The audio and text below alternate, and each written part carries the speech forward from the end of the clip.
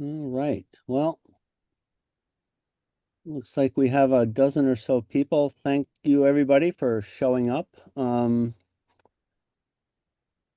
was surprisingly busy this week. I thought a little bit about what we might want to talk about, and I don't know if people had questions from last time or where there were some specific things we had talked about in terms of site preparation or management. I think were the kind of two main issues. We talked, I think, a little bit about kind of customer relations and dealing with expectations. So if there was anything left there that people had, questions or thoughts about, we could start with that.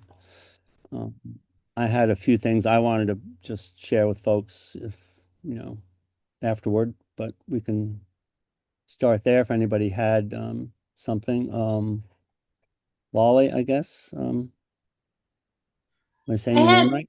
yep, you are. Thanks. Okay. I had a couple of questions following from last week's.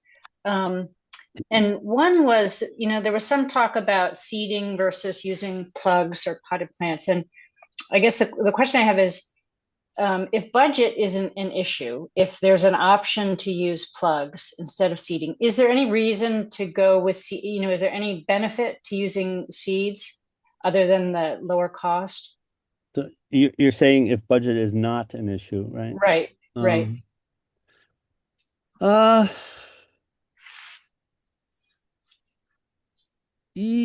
hmm. Yeah, in a certain way, I think there is. There's pros and cons on both sides, obviously, and we could make a list of those. And on the list of, I would say pros, and some people might consider it a con with seating, um, you sort of don't get a design kind of look, right? At least in the beginning few years of the project, right? Eventually, I think there's sort of a convergence point where, plants are going to do what they're going to do. The seeds are going to spread. Birds are going to drop things in. Some plants are going to disappear. If you designed your project correctly, the early successional species will sort of disappear. And it will end up looking quite a bit different than it did at the beginning, whether it was from seeds or plants. Plants, obviously, you have some more control over. You can, put certain plants in a certain place, and you pretty much know. I mean, those are going to be there for the first some number of years, right? With seed, depending on how you do your mix, I mean, you can, depending on the site conditions, you can do sort of a main mix that's appropriate for the whole site and mix all your seeds together and spread the whole thing out over the whole area. And you'll get a certain result. And, all the seeds won't germinate. Some seeds may germinate a little better in certain places than others. But what you end up getting after the first couple of years is sort of I don't, still, I haven't found the right words to talk about it yet, but you kind of get like a wilder, kind of less designed kind of look, which may or may not be appropriate for the customer or the setting or the goal of the project, right? If it's a smaller project and you want to sort of bridge the sort of, you know, gap or, want to come in on the middle of the continuum between something that looks like a perennial bed where everything is in one spot and then kind of a wilder, I put that in quotes, kind of, natural area. It will look kind of wilder to begin with, and it actually may sort itself out. Different plants are going to respond to different like micro conditions, microclimate conditions on the site. And you'll have some plants that will do better in some spots than others. Other plants won't show up, and you'll have, certain plants may kind of dominate those areas. So it's kind of odd that the seeded project will actually end up looking more like the planted project in the beginning after the seeds project has been in place for a while. So, and that it's a matter of kind of your philosophy, your aesthetic, what you're trying to achieve. Um, so I don't know if that's answers the question really. And I'm trying to think of any other. I mean, in addition to be cheaper, it's easier. You don't have to dig all those damn holes. Especially on bigger sites. We did a I haven't done all that many plug projects, but we just did one last summer, and it was like 2,800 square feet. There was 3 to 4 of us there for a couple of weeks, drilling holes and planting. Um, so, um, yeah, it really just depends. Yeah, it largely depends on budget, but as you say, you might on even on smaller projects where, the plants would be affordable, you might want that sort of more. It's kind of like, you just put all these seeds out there and they're going to kind of determine the design for you. And you're not going to be trying to put certain plants in certain places. Although, having said that, you can also do like a main mix that goes out over the whole area. And you can say, oh, it would be nice to have something taller over here in the back. And you can have just that single species and apply that to like limited areas. Or you can maybe say, oh, it'd be nice to have these sort of drifts of a certain like mid-height plant kind of weave through and not have it like be all over. And you could hold those back and then kind of put that particular species down in certain areas. So there's sort of variations on how much kind of control you can try to exert over a seeded project. Um, and you're never going to get the thing to do exactly what you want. Part of this whole meadow thing, and this applies even with plants. If you start with plants, after some number of years, like I said, things are going to start moving around, and you have to decide how much you want the thing to look like some preconceived notion of what you had for it, right? So it's a matter of understanding like how ecological succession is going to proceed and how much time and resources you have. Um, and you're going to be better putting your time into controlling things you overtly don't want, certain weeds and invasive things that you don't want. And people even disagree about that. It's like some meadows, people will, they want it to be purely native. And I understand this, there's certain settings where that's appropriate. So, things like Queen Anne's lace, Daucus carota. Nice plant. It has some pollinator support. It's native to Europe, Central Asia. It can be kind of weedy, especially with other plants that aren't so competitive. I prefer to control it. Other people live with it. So, those are the kinds of individual decisions that, people are going to make. Um, there's kind of no overtly right or wrong when it comes to that kind of thing. So, Thank you. That yeah. that's helpful. And sort of a follow-on to that is, or a corollary to that is, it seems to me that the management requirements in the first couple of years for seeds versus potted plants are quite different. Enough so that you wouldn't want. I guess I'm asking for your responses. Is it accurate to say that you wouldn't want to put down plugs and seeds at the same time? Yeah, the management techniques are going to be different, if you start completely from plants versus completely from seed. Um, with plants, obviously, you've got a plant that has been growing for, I don't know, a year, half a year and a half, depends on how quickly it grows when um, it started from seed in the nursery. Um, so you put those out and you're it the weed control is going to be primarily kind of like what you would do in a perennial bed.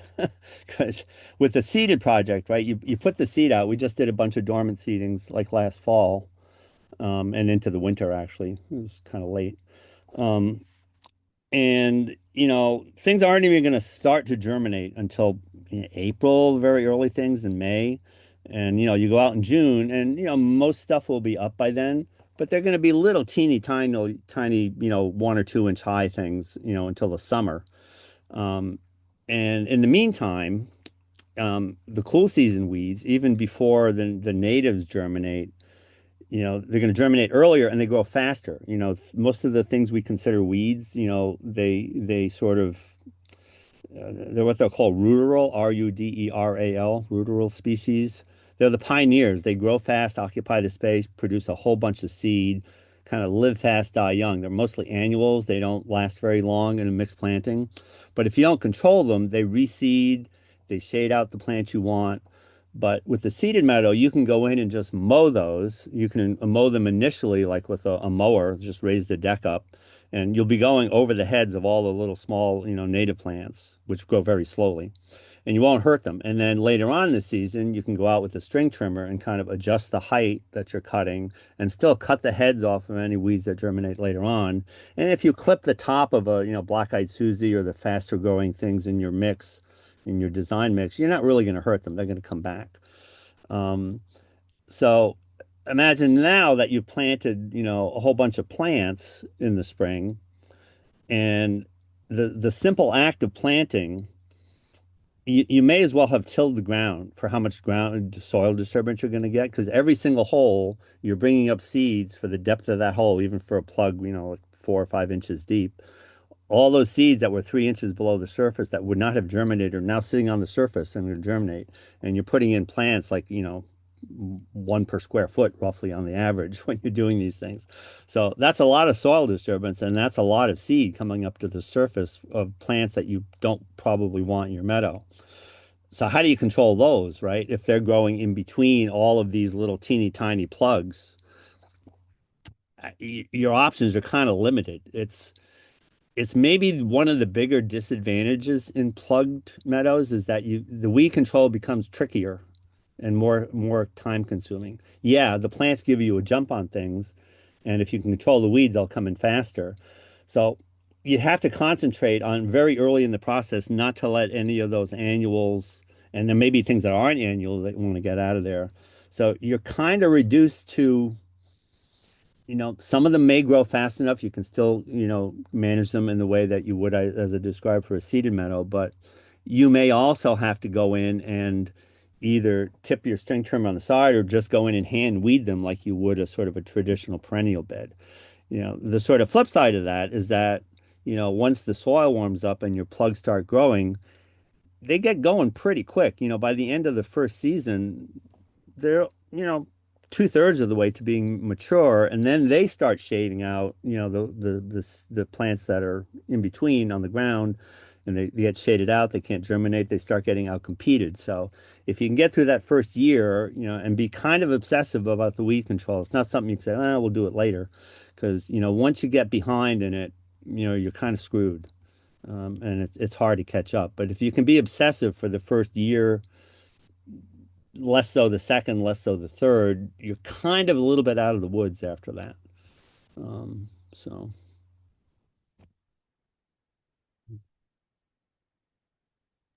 Great, hopefully, thank you. hopefully that made sense. Yeah, thank you. Oh, great. You're welcome.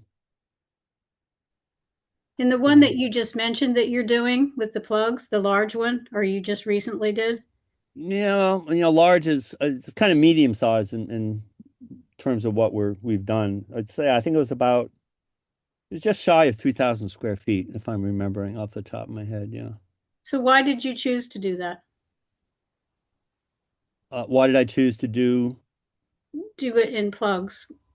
Um, I was brought in as sort of the meadow guy for this project. I'm working with another company on that, so it was kind of their client, and they had the money and they wanted something sooner than later. And so I said, sure, we can do that.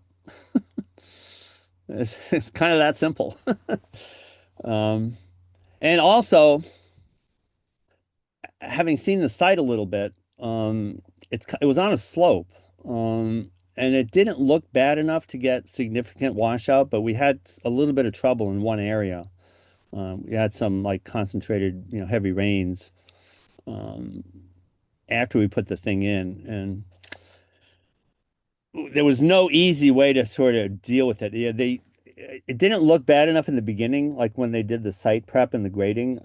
It didn't occur to me that we would need to do something else. But looking back, we probably should have done some kind of like a little bit of a berm or some kind of way to, disperse the water so it didn't concentrate in this one spot. I think once the plants are established, it'll be fine. But that's one little wrinkle. Nothing has gotten badly washed out so far, but you know, looking back, I should have recommended them because, they did the site prep and I was working on the design. It was kind of like a little bit of a rush thing. I wasn't even sure the project was coming in and in July, they said, "Oh, customer wants to proceed." I'm like, "Oh, okay." It was like in the middle of the season. So, I kind of dropped everything and put together the design, got all the plants ordered, and we were able to get people there to put it in. But yeah, not every project kind of goes the way you hope it might. There's always some wrinkle that you don't always have complete control over. So, that answer your question? Yes, Okay. thanks. Erica, I see a hand. Yeah, couple questions. I unfortunately missed the last meeting, so I don't know if you covered this or not, but No trouble. um, I have about a 3 to 4 acre area that was stumped and cleared last spring, and You we're mean look. trees were cut down and then Yep, stumps were everything was just dug out, yep, like with a backhoe? yep. And then it's fairly level and a bit compacted, not too compacted, but anyway, the folks there are looking to over time put in like maybe some blueberry barrens and a combination meadow. I was wondering what your thoughts were about getting something down quickly this year just to cover so that invasives or other undesirables don't grow in, or is it better to think about seeding the whole thing now rather than I was just thinking of, should I put down like annual ryegrass or something just for this year and then try to seed in the fall, or could you seed the areas this spring and then leave the areas that were later going to be planted with small woody shrubs, and just put like an annual grass in there or something that you don't have to dig out later to put in shrubs. Does that make Hmm. sense? Or I guess the question is, I know it's preferable to seed in the fall for wildflowers, right? But if you were to do it this spring, would that be okay?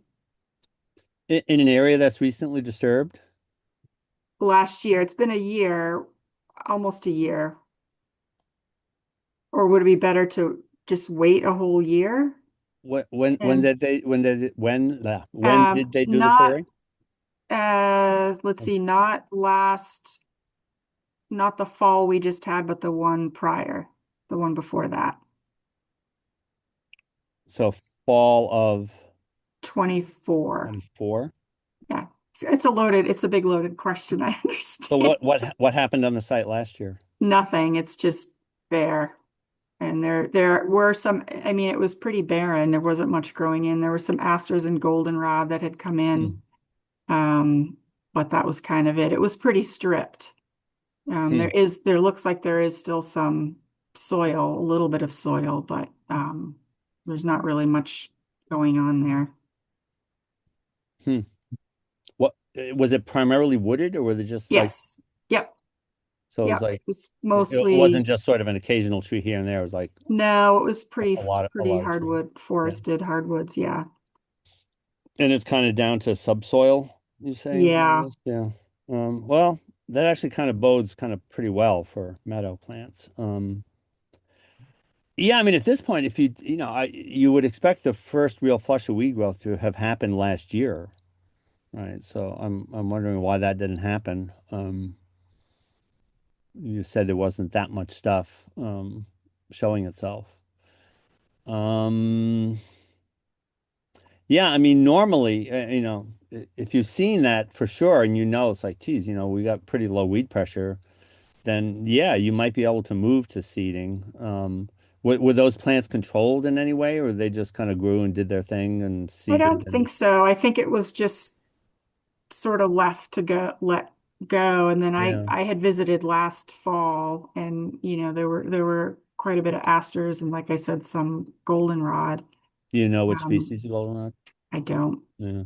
I don't know if it was the Canada goldenrod or not. Yeah, because Canada you would worry about because that's as aggressive as any invasive plant that you wouldn't want in your project. Would it be best to wait another year and just monitor and try to deal with the weeds, or is it best to get something down just to suppress what's there? Either way will work. I mean, if you're going to monitor, you want to control them. So, you're either going to have to do that, mechanically or, with herbicide, depending on, the customer's like tolerance for that. But yeah, I mean, a cover crop is certainly an effective tool. And you could certainly cover crop the whole thing, which, depending on where the site is, aesthetically, how it relates to how people are using the property, they won't have to look at, a bare open area. You'll have something green growing there. Um, so, some combination of plants can work. But you have to think about, which cover crop you want to use. You have to, kind of manage the cover crop. You can't just like plant it, forget about it, Right. because you don't want the cover crop to go to seed because the cover crop will, depending on what you use, even if it's annual rye, will potentially become a weed in the meadow, right? So we've used annual rye, combination of annual rye and cereal rye. You can do like a rotation because certain things will grow better in the warm season. You can plant something like oats toward the end of the season that will reliably winter kill. I forget where you are, but that's Northern New Hampshire. okay. So yeah, annual rye still may winter kill for you here. Central New England, it doesn't reliably winter kill, and Oh, if you leave it as a cover crop over the winter, it can still be there in the spring. And you're thinking, oh, yeah, I've even used it as sort of a nurse crop in the meadow mixes. And then it's still there in the spring, and then it's mixed in with all your meadow plants, and then it goes to seed, and it's not the worst kind of cool season grass weed you can have, but you'd rather not have it. So, um, would it be better just to plant like with partridge pea? I know that's an annual, but just something to get a ground cover on there just for this year to then monitor and well, then that's what I'm saying. I mean, if you want just something to cover for the year and you can mow it, annual rye is not a bad solution. It kind of forms like a sod and it's pretty effective at crowding out other plants. Partridge pea, uh, yeah, I mean that has the advantage of being a plant that you would want anyway in your meadow mix. So whether it went to seed or not, it's probably not a big deal. Um, and it isn't particularly long lasting. I don't know. I'm just thinking out loud here how that would work. I would never thought to have used that on its own, but hmm, I don't know. Um, if this were me, I might try a couple of different things. I kind of might view this as a learning experience because sometimes you don't know until you try something whether it's going to work. People have sort of formulaic approaches to some of this stuff. And if you have the opportunity, and I would say this even with your design mixes, even when I found combinations of things that work, but I always try to put in a plant or two that gee, I haven't thought about this one before. I wonder how this will do. So try to find those opportunities, even in like a corner of the project. I mean, do something you're fairly sure will work over the whole thing, but over here, I don't know, let's try this partridge pea thing and see if it works.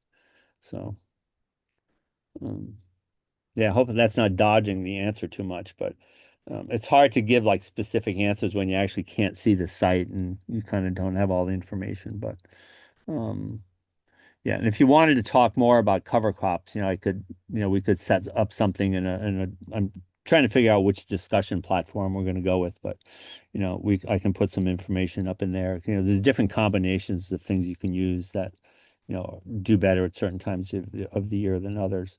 A very good smother crop is buckwheat. It comes in very densely. The pollinators love the flowers.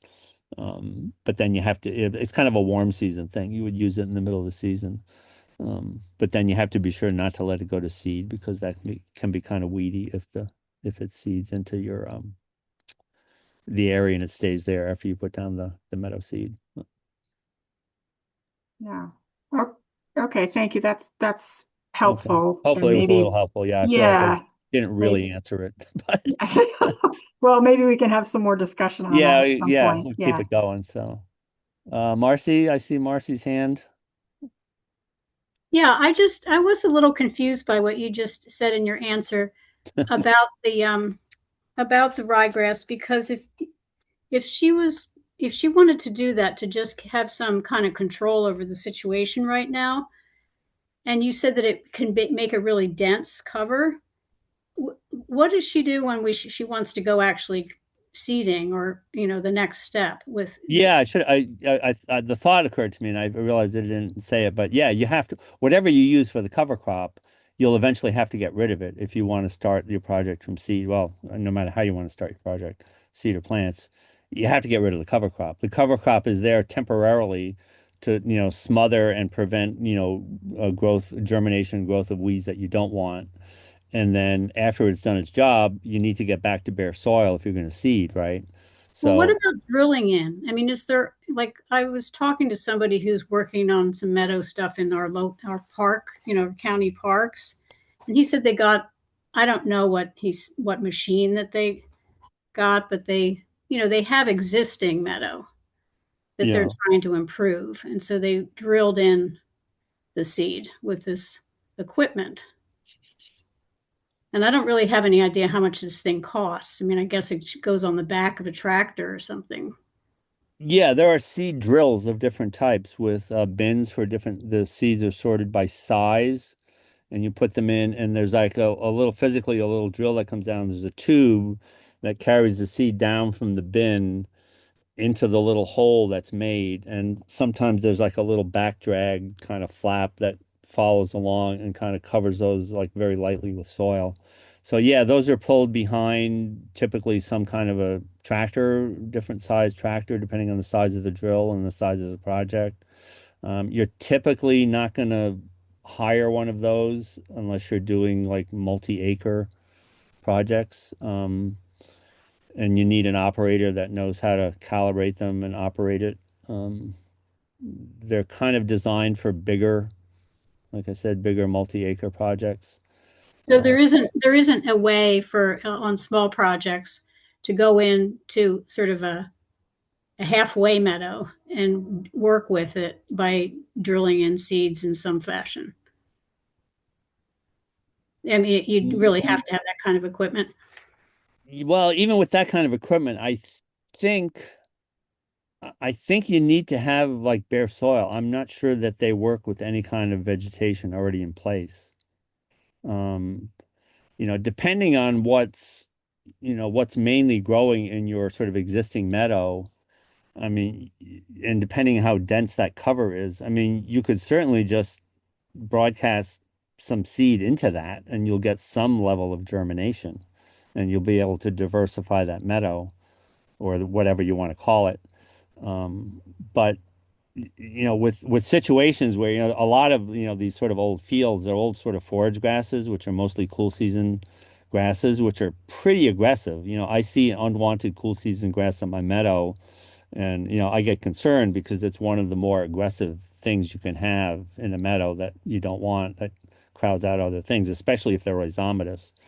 And so if you just go throw some, native forb seed into like a dense like former forage meadow or hay meadow, you'll get a few things here and there, but I'm not even sure it's worth the cost of the seed to do that. Um, there are some sort of meadowy kinds of waste areas where, it's predominantly like little bluegrass, sides of the road. You'll see it sides of the highway, it grows in gravel pits. So if you have some of that on your property, that's like a bunch grass. It tends not to be super aggressive. You might have more success in trying to diversify that, without starting the whole thing over, than you would in some other kinds of settings. So, YIS, I'm not sure how to pronounce that. Hand up. Yeah, yes, yeah, Yes. yes, it Hi. sounds like Chris. Okay. Hey, Hey. I just wanted to circle back to what Erica was saying there and just put a 2 cents in there. It Sure. reminds me 3 or 4 cents of, even. all right. Um, there's that small book, One Straw Revolution by Fukuoka that was like, that's important to the no-till agriculture movement. Yeah. And, he was a transformative rice farmer there in Japan. And he uses buckwheat and daikon radish and a lot of the Mhm. cover crops that we're talking about, the daikon to aerate the soil, the buckwheat to build tilth. And I Yeah, because believe, the radishes have those tap roots that can kind of drill down through very dense soils and loosen them up. Yeah. right, right. And we were talking about, so what do you do afterward? And I think a lot of the thinking is to like roll and crimp the cover crop and let it rot down to a point to where you can drill through it, which is what you were kind of talking about, Marcy. And, of course, having never done this and mostly working on residential projects in suburban Philadelphia, I have no idea what this equipment does and doesn't do. I'm sure all of it costs $50,000, these machines. But I do believe some of them are, the idea is meant to, chop and drop or roll and crimp and leave that stuff to start to build that organic horizon of the soil up and drill through it as opposed to remove stuff. So I think there has to be ways to do that. And I think Yeah. the idea is that it's beneficial to, in the long run, if you can, leave that biomass in place. Yeah, I not having tried that in particular, um, I can see where that could work. I mean, sort of a variant on that is if you have, I've kind of done this myself, and I know other people have done it that even absent like a cover crop situation, sometimes you're starting from a lawn, pre-existing like, residential lawn, which is actually Yeah. a pretty good starting point. And then, because you're likely not going to have a sort of, aggressive, bank of weed seeds in the soil because they've been controlled by, the lawn being mowed like, 26 times a season. And then once you kill off the lawn, you can just kind of leave the grass, stubble, however tall it is, and either seed into that, or I've seen projects where they plant into that, and that it kind of acts as the mulch. Is you're not disturbing soil. You're not really, if you're planting, you're digging, you're disturbing the soil somewhat, but you're not like trying to clear all that off. And it acts as sort of a mulch after the seed is down and provides some bit of protection. It provides some erosion control if you're on a slope. So yeah, thinking about how the organic matter could play a role even in a cover crop situation is a good thought. What I'm still not certain of, because I've yet to work with one. I know someone in the state who knows someone who owns a seed drill in Massachusetts, and we've been looking for a project to use it on. There's a couple of possibilities coming up, but there's like a 3-acre site and a 4-acre site, in which case I'll get some more information about them. But as far as I understand, I think they need. I think those little drills, they're just like, size of a small tube. I think they get hung up and clogged up with like vegetation matter, whether it's dead or not, because the machine rolls along and these things kind of go down and pop a seed in. And I think they get mucked up if there's too much organic matter vegetation up. Yeah. I'm not sure. Um, That would sound right. I mean, being mostly designed for traditional agriculture where you're just looking at 100 acres of bare soil. Pretty much that's it. Yeah. Yeah, Yeah, yeah, but I know for cocoa and some others, we're trying to, change that kind of model of having to, start with bare soil every time for agriculture. So, there may be some lessons to be learned there. And it's a book I've been meaning to read for years, and I still haven't read. So, thanks for reminding me. yeah, Put it yeah. back on my list. Yeah. It's great. A quick read. Is it really? Well, it's just a little thing, but it's deep, and philosophical, I would say. But it's a tiny little book. Oh, that's encouraging. So, yeah, Yeah, move it to the top of the list then. there you go. Yeah, thanks for that.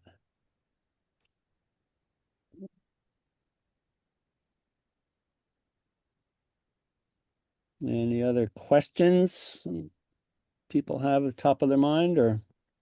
Well, I can ask maybe Nick a follow-up. So when you do larger areas of meadows for seeding, what do you how do you broadcast the seed typically? If we're not talking about where there's vegetation or a cover crop or anything, if you've like prepped an area Yeah. and you're ready to seed, how do you typically do that? Um, I described it. I was ordering some seed. We are having this conversation because I always ask questions of people that have been doing this longer than me.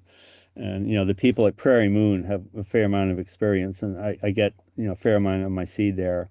And I was just describing how I did it. And he says, yeah, we pretty much do it the same way. And so it's, you get all your seed together and depending on the size of the project, we usually have either a big tarp, smaller ones you can do in like a big wheelbarrow or so, but we use a carrier for the seed. You need something to bulk it up because if you've seen the range of sizes of native seed, it's like, some of the juncus, like pathrush, it's the size of a period at the end of the sentence, on a newspaper, even smaller. It's like, I don't know, 1 to 2 or 3 million seeds per ounce. You literally can barely see like an individual seed. And it ranges on up to, I don't know, lupine. It's like maybe the size of like your nail, on your pinky. And some seeds have some fluff, you have the little blue stem that has the little, and I'm forgetting the botanical term for the little fluff part. Yeah, lost it off the top of my head. So you can't just like mix the seed together and spread it because you can't get it even. It's like it's too diverse in size. It's got all these little fluffy bits. So you mix it with some kind of carrier. We use like sawdust because there's a sawmill nearby and it's next to free, if not free. Sometimes they'll say, yeah, I just take it. And so you lay out an appropriate amount of sawdust. We figured it out. What was it like?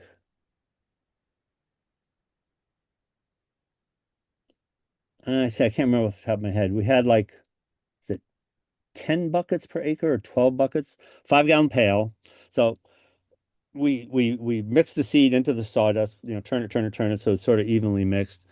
And we just shovel it into 5 gallon pails and we walk around and spread it. You try to seed the meadow, you try to seed the entire area with half of the seed.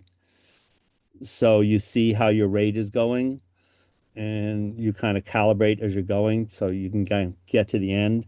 We even will take like, say we have 10 buckets of seed sawdust mixed all together. We'll take 5 of them, and for the first run, we'll sort of set them out across the area. And what we do is we spray, you can buy the inverted spray chalk on the sticks that you can spray. You walk along, you just spray lines on the ground. We make a grid, 8 to 10 foot squares over the whole area. Because when you're seeding, depending on how how moist the soil is and how bare it is and the time of year, you kind of can't see the sawdust so well to see where you've been and how much you put down. But if you're working like within a square on the ground, it's like reading a book. You start left to right, top to bottom. You do a little bit, do a little bit, do a little bit. You finish that square, you move on to the next one. The person you're working with is doing the row behind you. You leapfrog them. You do the third row. They do the fourth row, and you kind of keep going like that. And so like how much seed and carrier. It could be kitty. Yeah, I was to say it could be kitty litter. There's your kitty. It could be kitty litter. It could be sand. It could be like perlite or vermiculite, which are lighter, but you have to buy them. Sand and kitty litter work well, but they're heavy. A bucket of that's pretty heavy. Sawdust is kind of the ideal thing for us. So you can like take half of your mix, you put the buckets out, kind of spaced out, and what you have in your bucket, you got to get to the next bucket. And that bucket has to get to the next one, and the next one has to finish. And then you come back and you do it again, and you go in a different direction, with the second half of the seed. So that's how we do it. Seems to work pretty well. In the winter, I don't bother doing any sort of extra stuff to get the seed in contact with the soil because I assume the freeze thaw cycles are going to do that work for me. If I'm seeding in the spring, I will scarify the soil and then back drag it with a rake of some kind to mix it in and then go over it with a roller to press the seed into the soil. But I think all of that is probably not necessary in the fall. Some people may disagree, but I mean, it couldn't hurt to do it, but I think the freeze thaw does that work when you're doing dormant seedings in the fall or early winter. So, and we've done up to like an acre and a half with like 3 people doing that. And I wouldn't do 5 acres. I probably wouldn't do 4 acres by hand. I'd start to look it into a seed drill. But even with the seed drill, if it's sloped or if you have like a lot of undulations in the topography, seed drill doesn't work very well. Seed drill works best if, flat and even. And if you have those kinds of areas with like slopes and like, slope meeting a flatter area at weird angles or just even minor undulations, I'm not sure how well the seed drill can accommodate that. So you'd probably still end up doing those kinds of sites by hand. But yeah, it's just sprinkling it around. Nothing, nothing magical. You just had something to add, and then Marcy. Oh yeah, I was just asking, what did you say your ratio was roughly with that sawdust to seed mix? It's really it kind of doesn't matter. You want, at the low end, you want enough sawdust that it it deconcentrates the seed enough, right? You don't want so much that you're spending more time than you need, like spreading the stuff around. So Yeah. we wrote it down somewhere because I never bothered to note it, and all this time I've been doing it. But I remember talking to my helper, and she said, and she wrote it down, and sent me a text. So I'll mention it for next time. But it's something on the order of because I go to get the seed in like those big Rubbermaid barrels and just shovel it into those. And it's basically one of the bigger. It's either 44 or 55 gallons um, capacity. It's basically like one and a half of those per acre, whatever that works out to volume wise. So it's not a lot, but and there's variation. The exact amount doesn't matter because the objective is to spread the amount of seed you calculated that you need. That's another whole discussion. How do you get to that point? But the amount of seed that you have to get that evenly spread over the whole area. So, slight variations in the amount of sawdust don't really matter. If you use more sawdust, it takes you more time to spread it. If you use too little, you run the risk of the seed being too concentrated in each little handful you're spreading. So, Mm, like I said, that's sort of probably like 60 gallons of sawdust per acre or so is sort of like, if I'm remembering correctly, I think I am, but I'll make a note to yeah. confirm that. But it's something on that order. Okay. And you just mixed it on the tarp or in those barrels? No, smaller ones you can do in the barrel or in like one of those like 10 cubic foot wheelbarrows. But the bigger ones, we just get a big like 12 by 12, 12 by 15 tarp, and you take one of those scoop shovels and you sprinkle the seed around into the sawdust and you just like keep turning it over, keep turning it over, keep turning it over. And then when you think you've mixed it enough, you spend like another couple of minutes mixing it some more. Yeah. And you try to get the shovel to the bottom of the tarp because, it's like rocks that find their way up with freeze thaw. Or if you have like, I don't know, people go camping, right? They have those like freeze dried meals and they put the oxygen absorber in. If you shake the bag, the oxygen absorber comes to the top. It's like, the freeze thaw cycles. That's why rocks keep coming up to the surface because the smaller things will fall to the bottom and the bigger things will rise in the mix. So all the small seeds end up at the bottom of the tarp. So we try to pay a little attention to getting the scoop like right along the bottom of the tarp.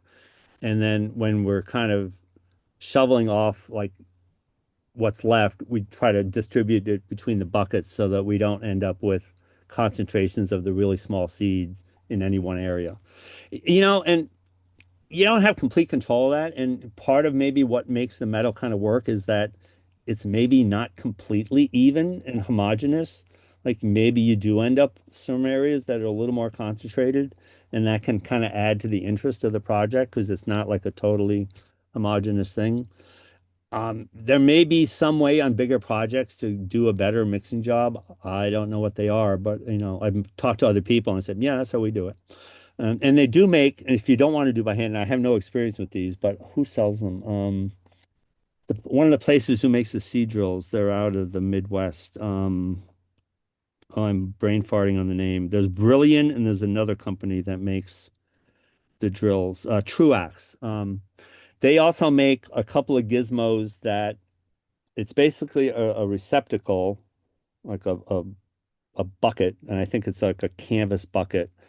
There's one that has a small gas engine, and it's intended to mount like on the back of a four-wheeler or something. You fill it with the seed. I don't know if it's made to uh, work with a carrier if it's just the seed. So that gives me pause. But so there's a bin, there's like a little auger on the bottom of the bin, and there's like a little wheel, like at the bottom of a broadcast spreader, like you would use for lawn fertilizer. And you drive along and it just spreads the stuff out as you drive. There's another version of it they make you kind of mount on your chest. It's like a reverse backpack, it's like a front pack. So the straps go over, you have the thing on your chest, and there's like a handle you crank and you sort of walk along and you spread the seed that way. I've never used them. Uh, you know, I'm trying to picture using the crank one, and I'm like, I don't know, you're going to have to go back. You're at the far end of the field and you run out, you have to walk back with this thing, take it off, put the seed in, put it back on. I'd rather just use the buckets and do it by hand. I don't know if I've yet to meet anybody who's bought one and used it, so I can't speak to it specifically. But when I kind of think through it, it doesn't make sense to me. But that maybe is just me. Maybe it could work. So, um, somebody else had their hand up. Forget who. That was me. Okay. Hey, you Um, again. I'm just picturing a situation, sort of like say you waited for the fall. It's been really dry. You've applied chemicals and killed what's there. Yeah. You're not tilling, so the soil is whatever it is. It's maybe not that compacted because there were plants growing there, right? Yeah. And then you clear off the dead plants, right? So you have basically open ground, and then you do what you just said, and it's dry and it stays dry. Is there a problem in some situations where things just blow away? I mean, when you do a lawn, that usually you would put down something over top, some straw or something to keep whatever that's for, keep moisture in, keep the seeds from being exposed. Is there a Yeah. Um, I'm never worried about wind. I mean, especially for fall, winter, early winter dormant seedings. I mean, the soil's pretty wet. I mean, I can imagine certain parts of the country might have situations where it would be dry, but um, you well, know, it's been really dry here for the past 2 years. where is here? I live in Nyack, New York. Oh, okay. I mean, we're having a drought all over New York State. So I was just wondering about that situation where I mean, like maybe would sand maybe be better to use, or would you? I guess you can't use anything that's already got moisture in it because then it would just be gloppy, right? Um, yeah, the only times I've considered sort of mulching over the seed, where is where there's the site offers some kind of a slope where there's sort of a grade over, 20, 25, 30%. And I'm worried about things kind of washing off more than blowing off. Right. I never really, I mean, we did try to mulch. What did we? We mulched a cover crop or something on one site. And we tried that. It's sort of like it wasn't a particularly large project. We tried the bagged, like sterilized hay mulch, kind of chopped up. And I kind of thought it would be, we did like leaf mulch on properties for a while. We, gather up all the leaves and grind them and put them back as a mulch. And, being kind of smaller, they kind of knit together. And even in fairly windy spots, they didn't blow away like, regular whole leaf that just kind of acts as a sail. So I kind of thought that would happen with the hay mulch a little bit, but it all blew away. It was like we didn't. I went back and it was like all like down gathered at the bottom of the slope against the stone wall. So that didn't work. Um, in areas where I feel like we need to mulch and or do some sort of a landscape fabric, like an erosion control blanket of some kind, are on the sloped areas. And some places will do both if it's particularly steep. Um, and so they make a pelletized paper mulch. It's like a cellulose recycled paper mulch. It's originally intended for lawns, but it's a bag product. I don't know, it's 40 or 50 pounds per bag. Pen mulch, like an abbreviation for the state of Pennsylvania. I think it was developed in Pennsylvania, is one type. There's different offshoot brands. It looks like little sort of bunny dropping pellets. They're about the size of a pencil eraser. And so you can spread them by hand, you can spread them through a drop spreader. And when they absorb water, they expand a little bit and they look a little bit like the cellulose mulch they use in hydroseed applications. And it kind of forms like a little mat over the surface. I found that works pretty well. It's not cheap. It's, I don't know, 30 something dollars per 40 pounds, which is supposed to cover 800 square feet. So on smaller sites, it's not too much money. You get up toward an acre. If you're trying to do a whole acre, it's a little pricey. But that's worked pretty well. Trying to think of what else you could use. We actually did try a hydroseed mulch on a project, just the mulch part, without the seed and without the fertilizer. Oh, and by the way, I think those little pen mulch pellets, I think they're soaked in like a weak, like starter, like 1.51 or something, 121 fertilizer. Very weak fertilizer, just like a first starter. But so we did try, we had a hydro seed guy come in and applied just the mulch. But the problem there, and I don't know enough about hydro seeding, if there are different kinds of mulches that last longer, but the mulch they used, I think was probably what they would have used on a lawn where you just need it to last a few weeks. Most of the cool season grasses in a lawn mix germinate, and the rye's come up within a week. The bluegrass takes maybe like 10 days, 14 days, 20 days. And that's how long you need to last. And you have the mulch last for. After that, no mulch, you don't care because the grass is growing. And so they use that, and we were hoping to have it last like through the season to get the cover crop going and maybe into the spring. And it kind of broke down and disappeared after like a couple of months. So that didn't work. Um, there may be types of that cellulose mulch that you could run through a hydroseeder machine that do work, but I haven't had a chance to research it yet, and I don't know enough about it to say. But um,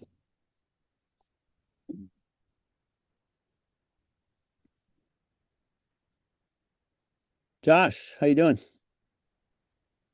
Hey Nick, good. I had two questions, kind of talking about plant selection. Yeah, The big first, topic. yeah, the first being, you already discussed kind of. I feel like so. I'm in northern Delaware, southeastern Pennsylvania. Um, we hear a lot about that. Natives kind of prefer more leaner, slightly more acidic soils, and like the weeds and invasives, they kind of prefer richer, more They nutrient rich respond more to soils. higher fertility. Yeah. Yeah, exactly. But in our area, we have a lot of old like ag fields, old fields that were maybe once used for agriculture, or fields that were maybe even like Oh, hay field, things like that. I guess native meadow plants that you have used that are okay favoring kind of the richer soils. Is there any that come to mind like right away, or is that too tough of a question? yeah. Yeah. I mean, hmm. Is in terms of like soil moisture, I'm assuming that the richer soils have more organic matter. They're going to hold a little more moisture as well, right? Yep, yeah, Um, exactly. Something like that. Yeah, so I mean, just look at, if you just thinking about particular plants. I mean, there's another level where you have to think about how the plants are going to interact with each other. But if you look at, plant lists that, you know, the icons tell you, mesic to wetter soils, or, those are probably going to be ones that will do better in that kind of situation. I mean, a lot of the plants that, like it, less rich and drier, a little blue stem comes to mind, will grow in those kinds of situations, right? Mm, But they tend to get tall and flop over and kind of get more prone to disease because it's not really their lane. They'll try to yeah. survive as long as they can. So you might be looking at, for your grass mix, a different set of plants with, more tolerance for, slightly moisture conditions. Some of the sedges will do that. Look at some of the plants that are sort of maybe not wetland edge, but one step removed from wetland edge. And that should get you there. If you have sort of a marginal situation and it's, maybe an area that is kind of dry and the soil is kind of sandy, but for some reason the fertility is high. One little trick is you can apply elemental sulfur to the soil, which, you can drop the pH because typically those fertile soils have a higher pH because the fertilizers tend to make soils more alkaline. Mm, Generally, that's depends if it's synthetic or organic fertilizer, but high organic matter tends to move soils more toward like a neutral kind of pH level as opposed to like the native. I don't know what the parent, my reference here in the Northeast is like the granite substrate, which makes everything acidic. So I'm not sure what it is in your area, but so anyway, the sulfur can like lower the pH to a point where I don't know if you remember the little diagram like from I don't know high school, botany where they had like nutrient availability and like pH is around 7 and it's like yeah, yeah. there, and it's like as you go on either side of that, the nutrient availability drops. So if you apply a certain amount of sulfur, you can like lower the pH to the point where certain nutrients aren't available to the plant, and rather than get big and flop, it'll kind of act a little more like you might want it to in that kind of setting. So it gives you a little bit of control over it, but that's hard to do on a big scale. Um, but yeah, I Yeah. would I would look at plants that are, adapted to more, mesic to, wetter kinds of Okay. situations. Yeah. Yeah, that's a great direction to go, and thank you. My second question is, and you've already kind of talked about this. I guess it's interesting to me that I think I kind of know the answer, but I'm just curious in your own uh, experience, like why more like ruderol species are included in like seed mixes or maybe even plug plantings or whatever. Like I'm just thinking of like bit more aggressive, grasses like things like maybe broom sedge, Andropogon virginicus, or like purple top, like Tridens flavus. Species that usually, like you were saying earlier, like more of these pioneer species are ecological practitioners or restoration practitioners. Are people using these species because they know it's like almost a guarantee that these species will, you know, um, germinate and kind of cover ground as much as possible. Like why aren't more people using just like little blue stem or different species of like Andreopogon or maybe the less unknown, cool and warm season grasses. Like why is it usually like why do you usually see like purple tops and big blue stem and Indian grass like included in some of these seed mixes and plug plantings and whatnot. Um, yeah, this is maybe we can tackle this next time in more detail. But you know, you're trying to do if you're thinking about sort of um plant communities and ecological succession, hopefully Hmm. people are familiar with that notion. Um, it simply means that if you start with bare soil, you have a site and there's nothing. Say you kill your lawn, you don't do anything. It will go through a progression of plant communities from like, fast growing annuals, right? They germinate in open soil. They need full sun. They grow. They seed in. They'll sort of dominate the space, initially for some number of years. Other like longer term plants will come in. They'll kind of create some shade. Those ruderal species that grow fast, live fast, die young, can't compete anymore. They're starting to get crowded out because they're not very competitive unless they have open soil. And then, some tree and woody species will come in. You'll get more shade. Some of those early species will drop away. And eventually, you get a forest with like a canopy layer, a mid-story layer, a ground layer. And a lot of those plants that were there initially are gone because the whole environment has changed, right? So in a meadow, we're taking a little slice of that progression, right? And we're going to manage it to stay a meadow, right? We're not going to let it go to forest, and we're not going to let it be just a bunch of annuals. But in your mix, when you're putting down your seed mix, you want to have plants that germinate quickly, flower early, because they're going to occupy the space initially in place of something that you might not want, right? Hmm. So that's why you use things like partridge pea, and you might use a nurse crop, some kind of ryegrass that germinates even faster. There's some native ryes, like Canada rye and Virginia rye. There's another one I'm brain farting on, Riverbank rye, I think it's called. And so they occupy the space initially, and then you get like, the next layer of, black-eyed Susans are pretty quickly germinating, like short-term annual, biennial, some other plants like that, some of the coreopsis. Somebody mentioned coreopsis in the chat. I'm curious to know which type that is. They said it kind of took over.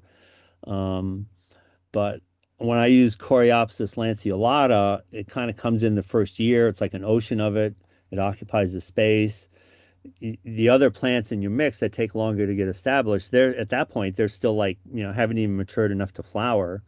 Then the coreopsis kind of goes away and these other plants come in. So you're managing for a succession of species over 1 to 3 to 5 to, 8 to 10 years of plants in your mix that you put all in there from the start, knowing that, yeah, some you're going to see like year one and year two, and then you're not going to see them after that. Other plants, I don't know, like Culver's root, Veronicastrum virginicum, might take 5 to 8 years to see a flower from that, from seed, right? But Yeah. it's there, it comes. I've had it come in five. If you're lucky, it comes in like 5 or 6. Um, so the idea is you account for that in your seed mix design, right? In addition to like, bloomed like during the season, you want things like, for pollinators at all different points of the season. But that's, you want to fill those sort of successional niches, the term of art in Hmm. ecology, they have a little role, at a certain like point of the life of the meadow. And if you put, certain representatives of each stage in your mix, you're sort of covered. And then, eventually at any point of the life of the meadow, you have plants there that you want to be there because they fill that niche and not something you don't want. But, yeah, it's hard not to be long-winded about an answer to questions like that because that's kind of at the heart of how do your design mix. And a lot of the mixes you see in places that don't pay attention to this. There's a few online places that have meadows in their name. It's not meadow in a can. It's not that bad, but it leans in that direction. They put like a whole bunch of quick growing annuals. Some of them aren't even native to the region or the continent. There's some European stuff in there and some African stuff. Because, for most people, like the floral show is the big thing. And yeah, they all come up and they look great the first year, but they haven't filled any of those niches, successional niches over time, and the thing crashes and burns because it's not designed to be long lasting. And so it kind of gives some of this meadow work a sort of a bad name because there's still a lot of that going on out there that really shouldn't be. So we can talk more in detail about how to develop the species mix, like maybe next time if you want. Yeah, thank you for answering that. I appreciate it. Yeah, no trouble. Thanks for the question. Nick, would you like to launch that survey Oh, yeah, before that's people right. drop off? Yeah, good idea. Thank you for the Okay. reminder. Do you want to tell everyone what it is? Sure, yeah. We've just worked up a little survey. I started this kind of in the middle of the winter. It's kind of based off of Trevor Smith's Hive Mind group that I was part of, and I thought, oh, it'd be nice to do something similar for the Meadows. So I've been doing it just twice a month up until now, and I think we're going to need to drop it to once a month beginning in April because that's when my work season really kicks in and everybody else's kicks in. So we'd love to have people kind of join us like once a month. Um, Starting in April, we'll do one more session this month on the 23rd, 2 weeks from now. And we're trying to work up a space where we can kind of share, written information and put up files and pictures and ask questions and kind of continue this in between the actual Zoom sessions. Hopefully, we'll have that set up for next time and we can steer people to that. But for now, we just wanted to ask, like, what if people had any sort of preference around which week it was of the month and like starting time. I'm thinking it would make sense to push our starting time back from 5 o'clock. A lot of us are still going to be out trying to do work, too close to when it's being dark. Um, and yeah, and just try to get a general sense of how many people would want to keep this going through the work season. So that was our little survey, and then we'll sort of collate that and sort of there may be some people in the group who aren't here today who can't fill us out, so we might want to just sort of record this and then reach out to the other folks and see if they had any input on this. But looks like 6 o'clock is a good time for most people. 7, the second best. Yeah, 8's getting kind of late. We just threw that as an option. Um, the only second. Yeah, I think we offered second and fourth as the options because it corresponds to what we're doing now. It also doesn't interfere with any holidays. So most votes are for second, and sounds like everybody's interested in keeping it going. So, all right, well, that's all good input. We'll take that under advisement, and you know, sometime around the next session, either before or after, we'll announce what we've decided. Like to see if we can kind of gather some input from the people who might not be here. But mm, thank you, Liz, for doing that. Thank you. That can be recorded, right? Or saved, that information? Yes, I'll make note. Okay, great. Thank you. Let me quickly hit if there's anything in the chat to talk about. Kathy mentioned, oh yeah, it was Kathy who mentioned the coreopsis. Yeah, that's interesting on the coreopsis. I kind of use the coreopsis lanceolata as my kind of reward for the patient customers who've like looked at bare soil for a season because it does come in pretty strongly the first year. When I first used it, I kind of went back to look at the meadow the following year, and I kind of thought I'd made a mistake on the seed calculation amount. There was a butt ton of this. It was like, holy cow, I moved a decimal point or something. I was, oh no, it's too much. But because it was part of a regular, a more diverse mix, there's probably like 40 species in the mix. The next year there was like a third of it. The third year you had to really look to find a flower because it does not compete well in a community of other plants. I went to visit I took a workshop out in Wisconsin a couple of years ago, and they had meadow on part of the property, and it was Coreopsis lanceolata. I was like, oh, I was asking people, it's like, geez, how when did you put this in? Oh, it's been here for years. And I said, and the Coreopsis persists, and they said, yeah. And I said, and I was trying to figure out why, because in my case, it was gone like within 3 years, and there.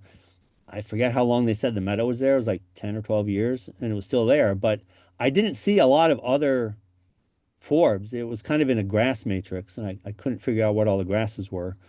And the person I was talking to didn't know, but so it kind of depends on what you're pairing these things with in terms of like what's going to persist and what's going to dominate. Um, so, we can talk more about that later, if you want to bring that up and specifically. But that's just kind of my experience with Coreopsis. I don't know what species you had there that you were referring to. Pressure larger. Yeah, Deborah's point about, just what you can find available is going to play a role in what you use. Yeah, and that's a good point too. When it does come to weeding, I should have mentioned that. Yeah, it's fairly easy to tell what's a weed and what isn't. Usually, I'm going to say like some things you get in plug form, if they don't like being in the flats for too long and you maybe held them a little longer than you want, they don't even have like sometimes the stems will break off, the roots are fine, it will come back, but you put the thing in and there's some like little bit of some kind of like stemmy thing, and you have to you're not even sure there's a plant there when you go to drill in the next bunch of plants. You have to kind of look twice. Sometimes we've actually put little stakes in to mark them so we don't step on them.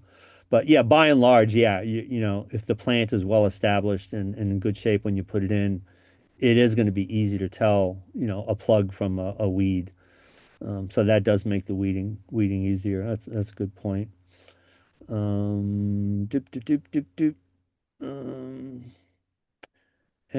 Freddie is asking any reason not to add plants of the longer to established type like Cova's root? No, I mean that's a perfect use for, using plugs in the seeded meadow. Is you can come in, at some point after your seeds have started to germinate, you can kind of see what's what.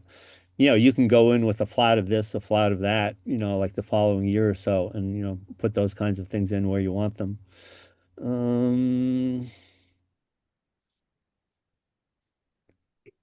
yeah, that's it for the chat. I just wanted to throw out one little thing. I'll talk more about this in detail later. We're near the end of when we want to wrap up, but I'm just sort of asking rhetorically, like, raise your hands if anyone has ever heard of something called the subniveum, Niveum. Anybody? Yeah. That would have been me like 2 weeks ago.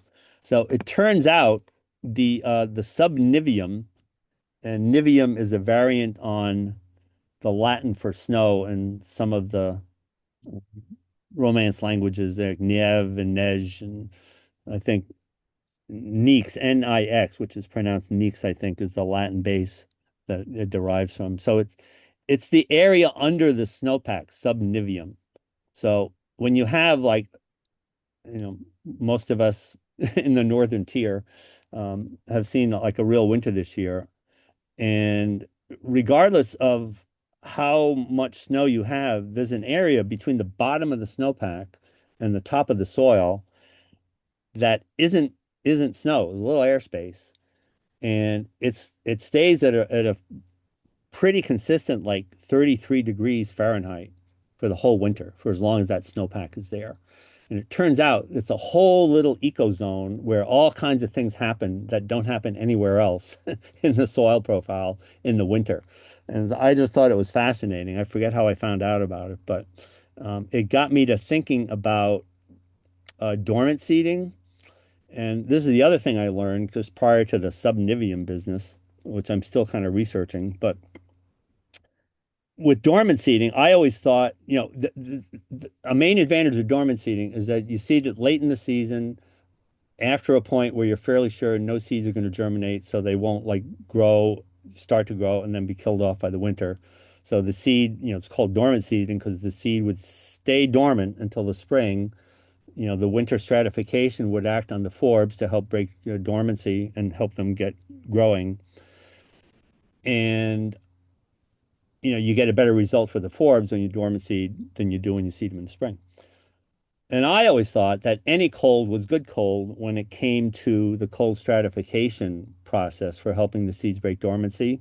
But no, the sweet spot is between, guess what, 33 degrees and 44 degrees, like low 40s. And so I have been waiting because of the climate disruption crisis thing like later and later because we've had some winters, early, late falls, early winters here. November was like 5, 8, 10 degrees above normal. December was 5, 8, 10, 12 degrees above normal. January was 10 degrees above normal. I'm thinking, man, how late do I have to wait to put my seed down to be sure it doesn't germinate? And I'm now into like December and early January, but now I'm wondering if you get a heavy snow year, or if you don't get a heavy snow year and we have these warm seasons, do I miss out on some of the stratification potential by putting the seed down so late? Because, presumably there's some freezing days even with these temperatures above normal. So it's got me questioning when the optimal time is to put like dormant seed down. And maybe I'm overthinking it, but I'll be curious to see this year. We put a bunch of stuff down before the snow came, or there was like a very light dusting of snow, which is actually good. You can kind of see where your sawdust is on the white. It's like painting on a canvas. And we've had like a snowpack now for a couple of months. And so I'm wondering if germination will be enhanced because that area under the snowpack is kind of at the optimum point for cold stratification to happen. Whereas in some years when I've done the dormant seeding, I'm like, geez, where's the asters? I don't see any asters. Like, where's this? Where's that? I just didn't see like a lot of germination. So that was my like recent sort of like little discovery that I just wanted to throw out there. So if anybody has a minute, you would just like Google subnivium. You'll learn things that you probably were not aware of, like me a couple of weeks ago. So that's all I got.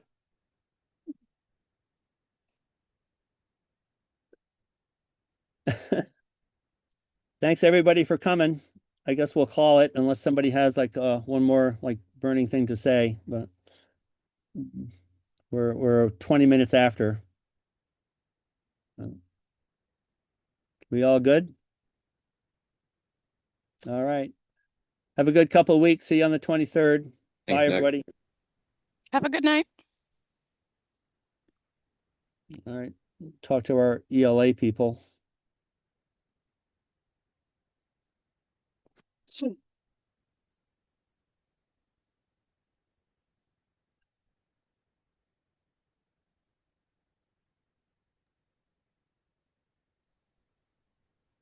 Great session, Nick. Oh, yeah, it was fun. I wanted to, I was like, I've heard of the subnivian zone. Say again? I listened to a whole podcast on it years ago. Yeah, I was like, who knew? It's like, Yeah, and now every time it snows, I think about that subnivian zone. And you can kind of see it. I mean, you see a snowpack, and like even where it's like on a road or on the ground, there's like a little like overhang, and there's like a space underneath, and you're like, Mhm, you know. mhm. It's kind of crazy that is like a thriving zone and things happen where we think, nothing's Yeah, happening yeah, there's there. this whole sort of common, romantic mythology of, everything's dead or resting over the winter. It's like, no, there's all kinds of stuff going on. Yeah, I'm trying to remember the name of this podcast because I was super into it. And it was a couple of guys. One was a PhD candidate, and one was someone who's just been in this work for a long time. And they're in the Northeast. I want Yeah. to say they were in upstate New York, and I can't remember the name of the podcast. I don't know if it's still going on, but they had a whole entire episode on it. So, Yeah, uh, it's pretty cool. Yeah, I mean, there's a whole, snow ecology is a whole specialist area of this stuff. yeah. So, well, I'm trying to get away from all the snow. So I'm moving further and further south. It's melting